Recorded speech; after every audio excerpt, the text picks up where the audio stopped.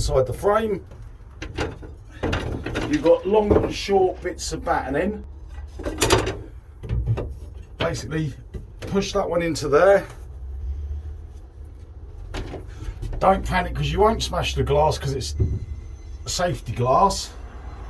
Just tap the nail in.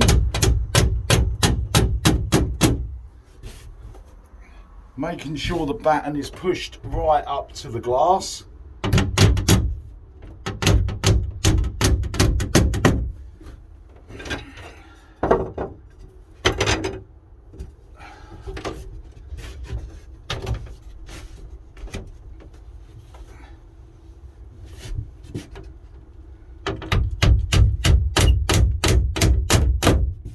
Okay, go.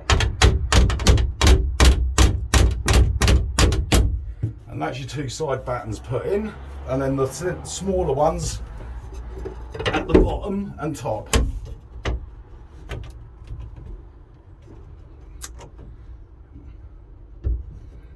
Again, make sure you've got them pushed right up.